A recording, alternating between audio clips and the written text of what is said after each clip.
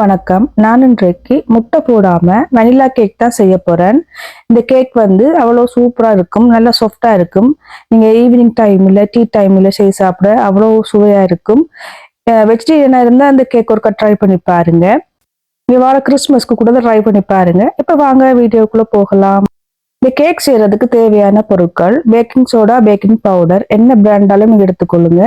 அதில் சேர்த்து கோதுமை மா, butter, milk might, sugar, vanilla, milk, normal milk எல்லாம் ரூம் டெம்பரேச்சர் எடுத்துக்கொள்ளுங்க. இந்த அளவுகளை வந்து டிஸ்கிரிப்ஷன் பாக்ஸ்ல போடுறேன், பார்த்துக்கொள்ளுங்க.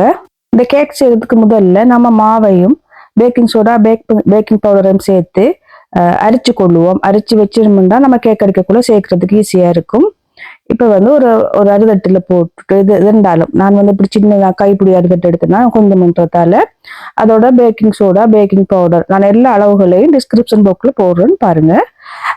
சேர்த்துட்டு எல்லாத்தையும் சேர்த்துட்டு வடிவா நல்லா அரிச்சு எடுத்துக்கொள்ளுங்க. முட்டை சேர்த்த வனிலா கேக் வந்து போட்டிருக்கேன் வீடியோவில் பாருங்க. அதோட டேட்ஸ், நட்ஸ் எல்லாம் சேர்த்த கேக்கும் போட்டிருக்கிறேன். பலார வகைகளும் போட்டிருக்கிறேன். நிறைய வீடியோ இதுல யூடியூப் சேனல்ல கிடக்குது. தேவையாண்டாக்கள் போய் பாருங்க. இப்ப பாருங்க, அரிச்சு எடுத்துட்டு நல்லா மிக்ஸ் பண்ணிட்டு இதையும் சைட்டா வச்சு கொள்ளுங்க. இப்ப நாம கேக் அடிக்கிறது எப்படின்னு பார்ப்போம்.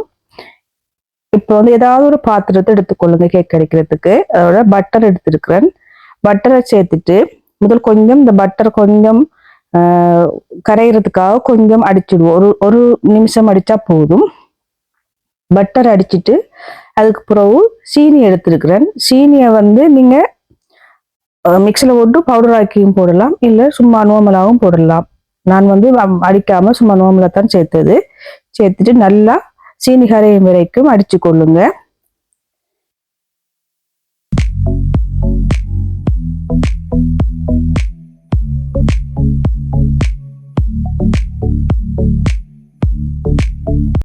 இப்ப பாத்தீங்கன்னாலே தெரியும், சீனியும் பட்டரும் சேர்ந்து நல்லா அடிபட்டுட்டு இப்ப இந்த நேரம் நம்ம மில்க் மைட்டை சேர்ப்போம். மில்க் மைட்டை சேர்த்துட்டு நல்லா கரையும், எல்லாம் நல்லா மிக்ஸ் ஆகி கரையும் வரைக்கும் நல்லா பீட் பண்ணி கொள்ளுங்க. நான் டைம் எல்லாம் சொல்லலை, என்னதான் நான் டைம் பார்த்து மடிக்கல. மற்றது நமக்கு ஒவ்வொன்றும் நல்லா கரைஞ்சி நல்லா மிக்ஸ் ஆகி வாரது தெரியும்.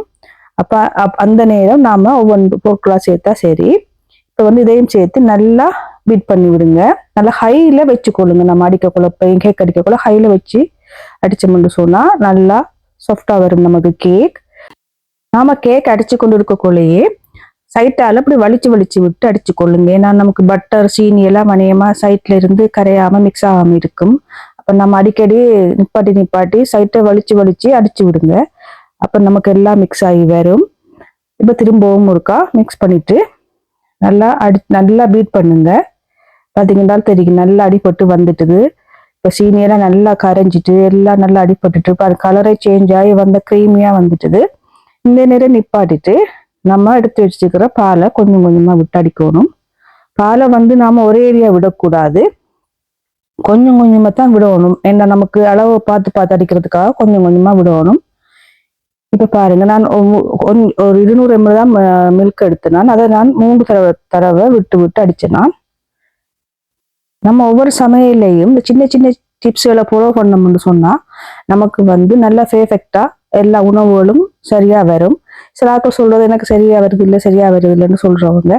ஆனா எல்லாருக்கும் தான் சொல்றேன், நாம வந்து பிறக்கக்குள்ள எல்லாம் தெரிஞ்சு வந்து செய்யறது இல்லை, ஒவ்வொன்றா கற்றுக்கொண்டு தான் செய்யறது. நானும் அப்படித்தான். ஆனா நம்ம ட்ரை பண்ண எல்லாம் சரியா வரும். இதையும் ஒருக்கா ட்ரை பண்ணி பாருங்க. சின்ன சின்ன டிப்ஸை கூட ஃபாலோ பண்ணி பாருங்க. இந்த நேரம் நிப்பாடிட்டு திரும்ப வனிலா எக்ஸ்ட்ராக்ட் விட்டுருக்கிறேன். அது எல்லா அளவுகளும் நான் போட்டுக்கொள்றேன். அதையும் சேர்த்துட்டு நல்லா திரும்பவும் அடிச்சு கொள்ளுங்க. ஒரு நிமிஷம் விட்டு அடிச்சா போதும். ஏன்னா நமக்கு எல்லாம் அடிபட்டு வந்துட்டுது. இந்த நேரம் நிப்பாட்டிட்டு திரும்ப நம்ம எடுத்து வச்சுக்கிற மாவை மிக்ஸை சேர்த்து கொள்ளுவோம். இதை அப்படியே சேர்த்துட்டு நம்ம கையாலையும் இதை மிக்ஸ் பண்ணலாம். புதுசா செய்யற ஆக்கள்னு சொன்னா கையால மிக்ஸ் பண்ணுங்க. சம்டைம் நீங்க பீட்டரை கையில வச்சிங்கன்னா களி மாதிரி போயிடும். நான் வந்து பண்ணெல்லாம் வச்சுனா பண்ணல வச்சு அடிச்சோம்னு சொன்னா நமக்கு களி மாதிரி வராது, நம்ம கையால மிக்ஸ் பண்ண மாதிரி வரும். இல்லை உங்களுக்கு கஷ்டம்னு சொன்னா நீங்க ஏதாவது ஒரு அகப்பை எடுத்து மிக்ஸ் பண்ணி விடுங்க. நமக்கு கட்டிகள் இல்லாமல் நல்லா மிக்ஸ் பண்ணி எடுத்தா சரி. இப்போ இந்த நேரம் நம்ம சைட்டாக நல்லா வலிச்சு விட்டுட்டு ஒருக்கா நம்ம கரை நேரம் இதை மிக்ஸ் பண்ண தேவையில்லை. 1 நிமிஷம் நல்லா கரையும் வரைக்கும் நம்ம மிக்ஸ் பண்ணி விட்டா போதும். கேக் அடிக்கிறதுக்கு முதல் நான் வந்து இதுக்கு இந்த அளவுக்கு ஒரு 7 இன்ச்சு ரே எடுத்தேன்னா அதில் கேக்கு போடுற அந்த பேப்பரை அதில் பட்டரை தடவிட்டு போட்டு சமனா வட்டி போட்டுட்டு ரெடியாக வச்சு கொட்டுங்கன்னா நமக்கு கேக் அடிச்சுட்டு ஊற்றுறதுக்கு ஈஸியாக இருக்கும். இப்போ நம்ம கேக்கை எல்லாம் அடித்து முடிச்சிட்டோம். இப்போ வந்து சைட்டில் நல்லா வலிச்சு எடுத்துட்டு மிக்ஸ் பண்ணி விடுங்க. நம்ம அந்த கேக் அடிக்கக்குள்ளே ஒவ்வொன்று ஒரு 10 மினிட்ஸ் ஃப்ரீ ஹீட் பண்ணி வச்சுக்கொள்ளுங்க. அப்போதான் நமக்கு அந்த கேக்கு வந்து சரி நல்லா வரும். கேக் வந்து நமக்கு எடுக்கக்குள்ள ஃப்ரீ ஹீட் வந்து ஒரு 180 பாகையில 10 நிமிஷம் வச்சுக்கொள்ளுங்க. அப்புறம் கேக்கை வச்சுட்டு ஒரு 20-25 நிமிஷம் 180 பாகையில வைங்க. வச்சுட்டு இடையில ஒருக்கா திறந்து பாருங்க. பார்த்துட்டு எடுத்தீங்கன்னா சூப்பரான கேக் ரெடி ஆயிரும். இப்போ வந்து நம்ம ரெடி பண்ணி வச்சுக்கிற ரேயில கேக் மிக்ஸை ஊற்றிட்டு நல்லா லெவல் பண்ணிட்டு தட்டிட்டு நல்லா குலுக்கி விடுவோம். லெவல் பண்ணிட்டு குலுக்கி விடுங்க. அப்போ சமனா வரும் எல்லா பக்கமும். எடுத்தீங்கன்னா கேக் நமக்கு ரெடி ஆயிரும். நமக்கு இந்த கேக் செய்கிற இன்புட் என்னன்னு சொன்னால் நம்ம பேக் பண்ணி எடுக்கிறது தான். டைமை சரியாக வச்சுட்டோம்னு சொன்னால் அந்த கேக் வந்து நல்லா சாஃப்டாகவும் டேஸ்டாகவும் வரும். கருகாமல் கேக்கை வச்சு எடுத்துக்கொள்றதா நமக்கு இந்த இதில் சவால். கேக்கை வச்சு எடுக்கிறதோ ஒன்றில் வச்சுட்டு நீங்கள் அடிக்கடி பாருங்க. விட்டு போட்டு போகாம எங்கேயும் கேக்கை வந்து அடிக்கடி பாருங்க என்ன நிலைமையில இருக்குன்னு. இந்த வீடியோ பிடிச்சிருந்தா லைக் பண்ணுங்க, ஷேர் பண்ணுங்க, கமெண்ட் பண்ணுங்க, மறக்காம சப்ஸ்கிரைப் பண்ணுங்க. இப்போ பாருங்க கேக் எல்லாம் ஊற்றி எடுத்துட்டு இதை வந்து நாம ஓவனில் வச்சு எடுக்க வேண்டியதுதான். வர கிறிஸ்மஸுக்கு நீங்க இந்த கேக்கை ட்ரை பண்ணி பாருங்க. சூப்பரான டீ டைம் கேக் ரெடி ஆயிட்டுது. இப்போ ஒரு குச்சியால குத்தி பார்த்தீங்கன்னாலே தெரியும் ஒன்றுமே இல்லை அந்த குச்சியில. இப்போ வந்து நம்ம நல்லா ஆற விடுங்க. ஆற விட்டுட்டு நமக்கு என்ன சைஸ்ல கேக் ஸ்லைஸ் வேணுமோ அந்த அளவுக்கு நீங்க கட் பண்ணி எடுத்துக்கொள்ள வேண்டியதுதான். இது வந்து ஒரு கொஞ்சம் 1/2 கிலோவுக்கு கொஞ்சம் கூட இருக்கு இந்த அளவு கேக் வந்து. நான் நிறுத்து பார்க்க இல்லை, மதிப்பத்துக்கு சொல்றேன். இது வந்து ஒரு வீட்டுல உள்ள ஆட்களுக்கு ஓகே காணும். வீட்டுல யாரும் விசிட்டர்ஸ் வரணும்னு சொன்னா அளவுகளை 2 மடங்கு 3 மடங்கு எடுத்துக்கொள்ளுங்க.